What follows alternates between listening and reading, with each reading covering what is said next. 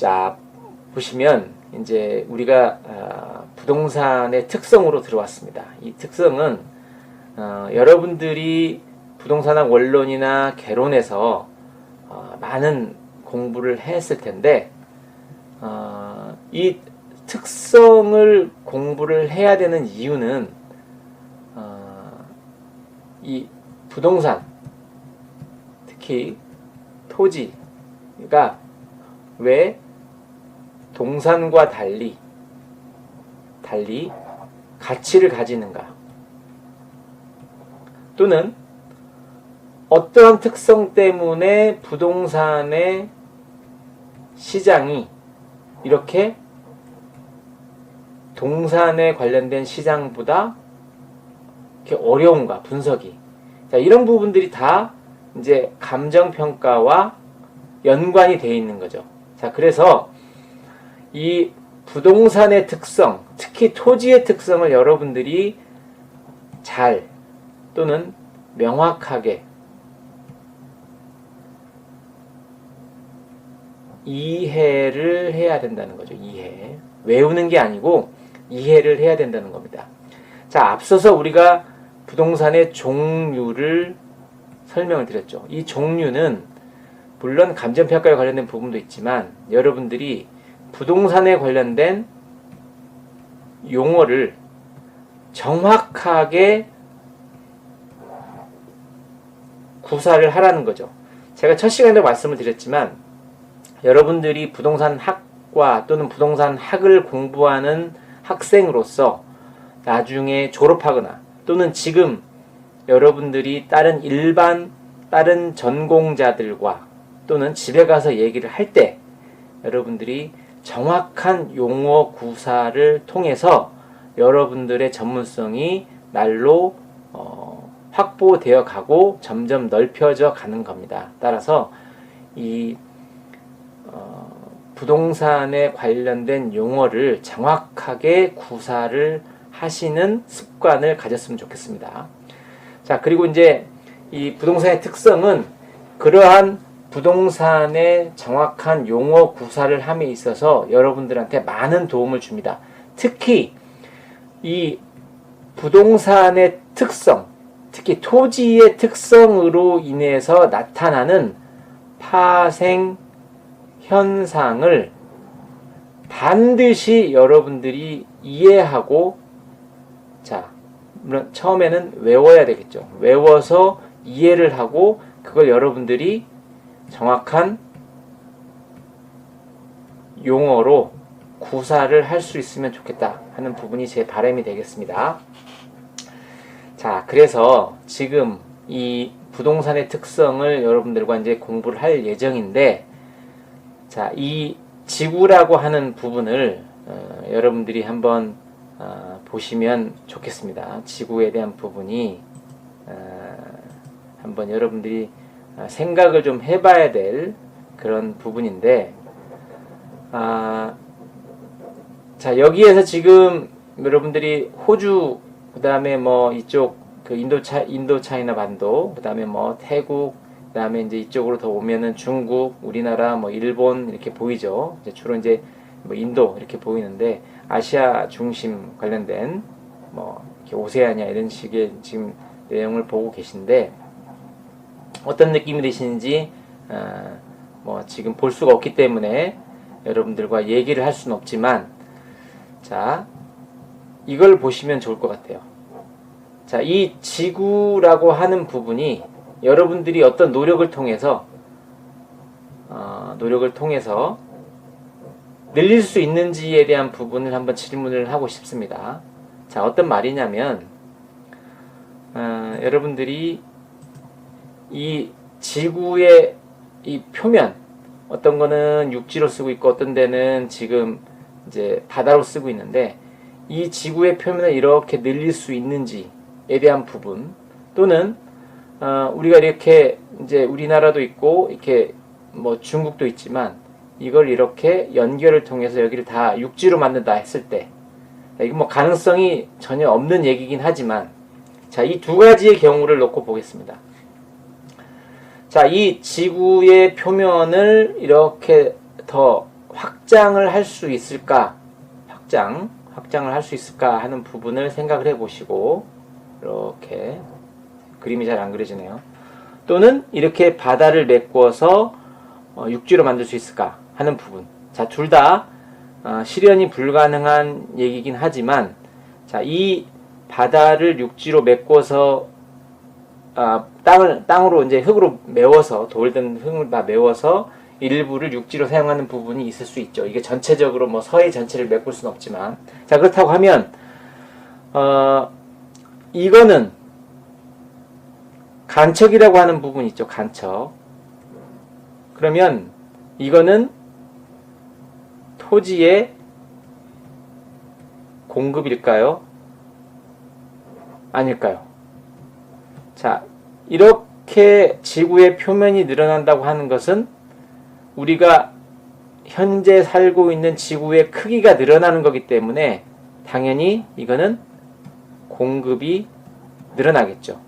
자, 근데 이거는 현실적으로 불가능한 부분이고, 자, 이렇게 서해안의 일부를, 우리나라의 일부를, 또는 이렇게 뭐 호주의 일부를 이렇게 해서 육지를 바다로 만들었을 때 이거를 공급이라고 할 수 있을까요?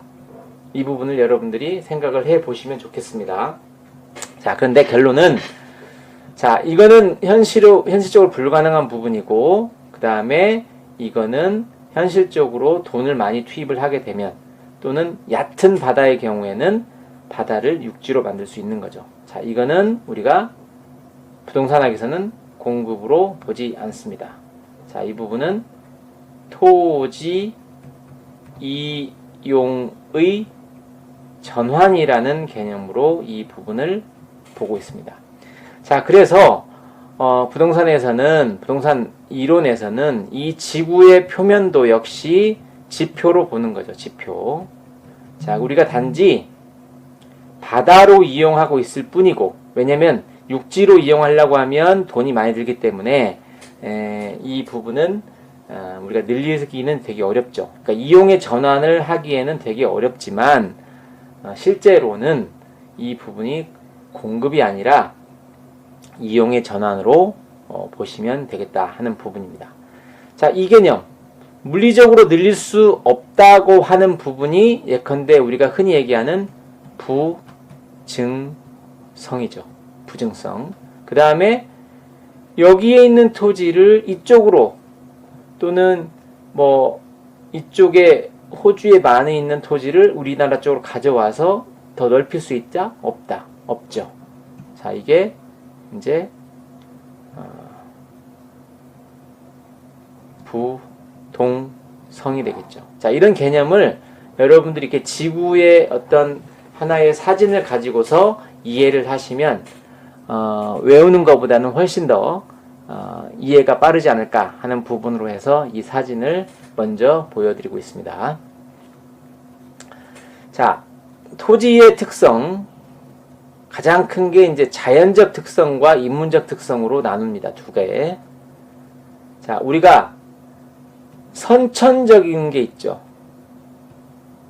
인간들, 사람들도. 그 다음에 후천적이라는 개념이 있습니다. 후천적.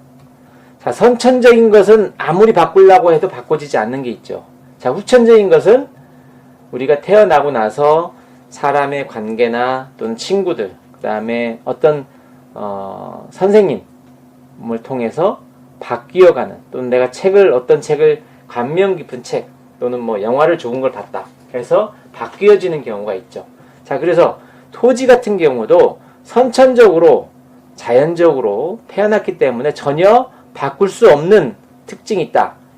자, 고정적이고 경직적이다 하는 표현을 하고 있습니다. 자, 그래서 고정성, 움직이지 않는 거, 자, 증가하지 않은 거, 자, 영속하는 거, 오랫동안 쓸 수 있다는 거, 그 다음에 개별성, 이런 부분에 자연적 특성을 갖고 있고, 이 네 가지의 특성을 보면 선천적인 것이기 때문에 고정적이고 경직적이다, 이렇게 보시면 되겠습니다. 자, 부동산하고 인간하고의 서로 관계를 통해서 나타나는 후천적인 특징이 있습니다. 자, 그러면 어떤 걸까요? 가변적이고 신축적이다. 조금은 좀 우리가 뭐라고 그럴까요? 소프트하다는 개념으로 볼까요? 그 다음에 연하다는 개념으로, 플렉시블하다는 개념으로 봐야 되겠죠. 자, 그래서 이 부동산과 인간과의 관계에서 나타나는 그 특성, 그 이제 인문적 특성이라는 개념으로 크게 잡았고, 후천적인 것이고, 가변적이고 신축적인데, 여기에는 용도의 다양성, 병합 분할의 가능성, 사회적, 경제적, 행정적 위치의 가변성이 있다. 보시면 되겠습니다. 자, 이 토지의 특성이 어떤 식으로 부동산 가치에 영향을 미치냐? 자연적 특성과 인문적 특성이 서로 상호작용을 통해서 부동산 가치를 결정을 하고, 그 다음에 이러한 것들이 다시 사회적, 경제적, 행정적 위치가 가변하고, 또 다시 이렇게 영향을 미치는 서로 상호 유기적인 어떤 그런 부분들이 발생이 되죠.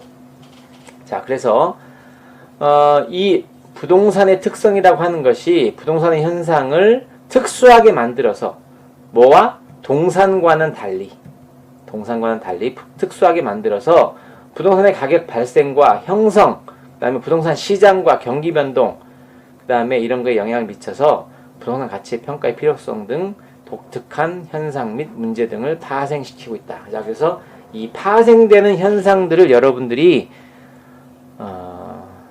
외우고 그 외움을 통해서 이해를 충분히 하시고 그거를 여러분들이 말로 표현해 내시면 아주 좋은 학습을 했다고 보시면 될 것 같습니다.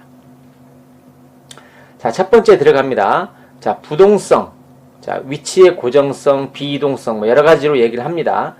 자, 공인중개사 과목에서의 부동산학 개론, 원론 이쪽에서는 부동산의 특성에 대해서 상당히 많은 내용들을 열거를 하고 있습니다. 근데 이 감정평가 쪽에서는 4가지경으로 보고 있죠. 자연적 특성을. 자, 그래서 우리가 보면 자, 이런 건 읽어 보시고요. 자, 부동산의 고유 문제를 파생시키는 주된 특성이다. 아까 얘기했죠. 움직이지 않는 그런 것 때문에 우리 부동산 그 시장, 부동산 경기 변동에 많은 영향을 미치고 있습니다. 자, 이 그림은 뭐냐면 한때 배추가 장마로 인해서 올해도 마찬가지겠지만 장마로 인해서 공급이 원활하지 않았던 때가 있었습니다. 자, 한 망에 굉장히 비싼 가격에 살 수 있는 상태가 됐었고, 또 공급이 원활히 안 된다 보니까 줄을 세웠죠. 마트에서. 자, 이런 때가 있었습니다. 자, 이거는 배추라고 하는 거는 우리가 지역적으로 우리나라에서는 만약에 지금 없다고 하면 이제 너무 가격이 비싸서 올라서 소비자들이 힘들다 했을 때는 이제 무슨 방법을 선택하느냐? 자, 수입이라고 하는 걸 선택을 하죠. 자, 우리나라 시장에 공급이 안 되어서 가격이 많이 치솟았다. 자, 가격이 치솟으면 여러 가지로 많은 문제가 발생이 되죠. 자, 그래서 수입을 통해서 이 부분을 없애는 거죠. 자, 그러면 이 배추는 움직이지 않나요? 이동할 수 있죠. 자, 단지 비용이 들 뿐입니다. 자, 근데 부동산, 특히 토지는 어느 지역에 모자란다고 해서 딴 지역에 있는 토지를 갖다가 거기다 공급할 수 없는 부분이 되겠죠. 자, 그래서 부동산의 고유 문제를 파생시키는 주된 특성이다. 움직이지 않는 성질 때문에. 자, 파생 현상 보겠습니다. 동산과 부동산을 구별하는 부분이고, 자, 여러분들이 이제 임장 활동이라는 부분을 굉장히 많이 중요하죠. 자, 결국은 부동산, 토지가 있는 곳에 내가 가서 그 내용을 봐야 됩니다. 자, 그래서 임장 활동. 그 다음에 국지화, 자, 시장, 이런 부분들이 다 가서 봐야 되는 부분이죠. 자, 부동산 시장의 추상화. 자, 우리가 남대문 시장, 그다음 동대문 시장, 광장 시장, 여러분들 가서 볼 수도 있고 가서 느낄 수도 있죠. 자, 강남구 대치동 아파트 시장, 단독주택 시장, 그 다음에 다세대 주택 시장, 화양동의 아파트, 그 다음에 단독, 그 다음에 무슨 우리 얘기하는 여러분들 기숙사, 이거 시장을 우리가 여러분들이 볼 수 있나요? 자, 못 보죠? 부동산 시장이 추상화입니다. 자, 그 다음에 활동의 정보활동화. 정보활동화. 내용이 없어요. 시장에서 구할 수가 없습니다. 자, 그래서 이게 공인중개사를 통해서 우리가 정보를 가지고서 우리가 하는 거죠. 정보. 자, 법규가 굉장히 복잡하고 이런 부분들이 다 부동산 때문에 되는 거죠. 자, 그 다음에 부동산 가격을 위치 가격. 자, 이 도로에 접해 있는 부동산이 코너냐 아니냐, 그 다음에 후면에 있느냐에 따라서 가격을 많이 달리 보죠. 자, 이거는 왜 그래요? 움직이지 않기 때문에 그러는 거죠. 움직이지 않기 때문에. 자, 그래서 부동산의 가격을 위치 가격화 시킨다. 이러한 그 파생되는 현상을 여러분들이 아주 잘 이해하시고 설명할 수 있으면 좋겠습니다.